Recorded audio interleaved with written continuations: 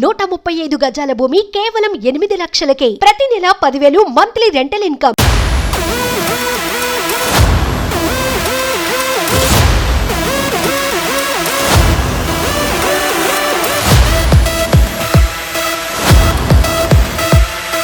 దేశంలో 8 కొత్త రైల్వే ప్రాజెక్టులకు కేంద్రం ఆమోదముద్ర వేసింది. నూతన రైల్వే ప్రాజెక్టుల ద్వారా ఏపీ, తెలంగాణ ప్రాంతానికి కూడా గుడ్ న్యూస్ చెప్పింది. 7 రాష్ట్రాలలో 14 జిల్లాలను కవర్ చేస్తూ 8 ప్రాజెక్టులకు కేంద్ర మంత్రివర్గం ఆమోదం తెలిపింది. కొత్తగా ఆమోదం తెలిపిన రైల్వే ప్రాజెక్టులు ఏ రాష్ట్రాలలో ఏర్పాటు చేయనున్నారు, ఆంధ్ర, తెలంగాణ ప్రాంతాలలో ఎక్కడెక్కడ నిర్మించనున్నారు వంటి విషయాలను ఇప్పుడు చూద్దాం.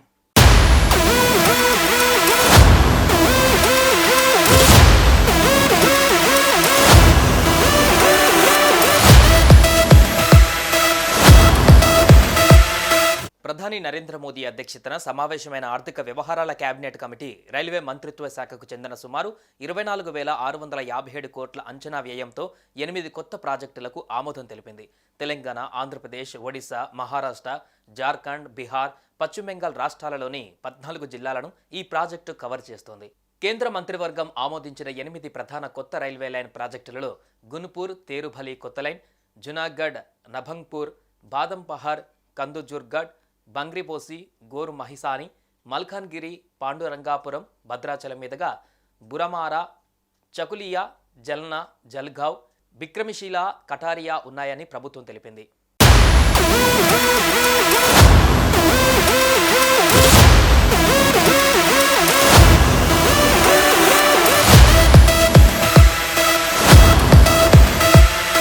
కొత్త ప్రాజెక్టులతో 64 కొత్త స్టేషన్లను నిర్మిస్తామని కేంద్ర ప్రభుత్వం తెలిపింది. తూర్పు సింగ్భూమ్, భద్రాద్రి కొత్తగూడెం, మల్కనగిరి, కలహండి, నభరంగ్పూర్, రాయగఢ్ జిల్లాలకు మెరుగైన కనెక్టివిటీ అందిస్తోంది. యునెస్కో వరల్డ్ హెరిటేజ్ సైట్ అయిన అజంతా గుహలను ఇండియన్ రైల్వే నెట్వర్క్తో అనుసంధానం చేసి పెద్ద సంఖ్యలో పర్యాటకులకు సౌకర్యం కల్పిస్తామని కేంద్రం తెలిపింది.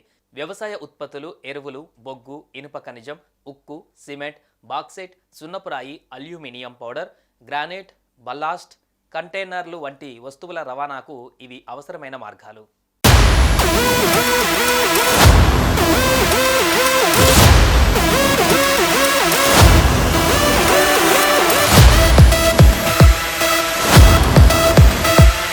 పశ్చిమ బెంగాల్లోని అసన్సోల్ నుంచి వరంగల్ వరకు 1316 కిలోమీటర్ల మేర తలపెట్టిన రైల్వే కారిడార్లో భాగంగానే మల్కనగిరి, పాండురంగాపురం మధ్య కొత్త రైల్వే మార్గం నిర్మించనున్నట్లు రైల్వే మంత్రి అశ్విని వైష్ణవ్ స్పష్టం చేశారు.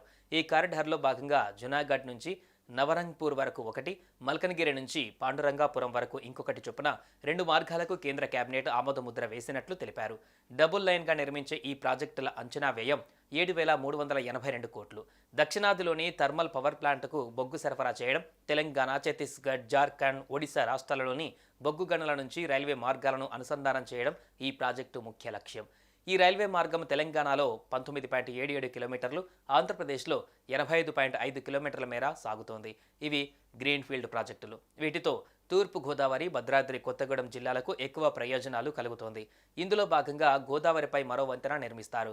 ప్రకృతి వైపరీత్యాలు సంభవించినప్పుడు తూర్పు తీరంలో రాకపోకలు నిలిచిపోతే ప్రత్యామ్నాయంగా ఈ మార్గంలో రైలు నడపడానికి వీలవుతుంది. గిరిజన ప్రాబల్యం ఉన్న ప్రాంతాల గుండా సాగే ఈ మార్గం పూర్తయితే వెనుకబడిన ప్రాంతాలు అభివృద్ధి చెందుతాయి. కొత్త ఆర్థిక కార్యకలాపాలు మొదలవుతాయి. త్వరలో నిర్మాణ పనులు మొదలుపెట్టి 5 ఏళ్లలో పూర్తి చేస్తామని కేంద్ర ప్రభుత్వం తెలిపింది. ఇక ఈ ప్రాజెక్టులో చాలా సొరంగ మార్గాలు రానున్నాయి.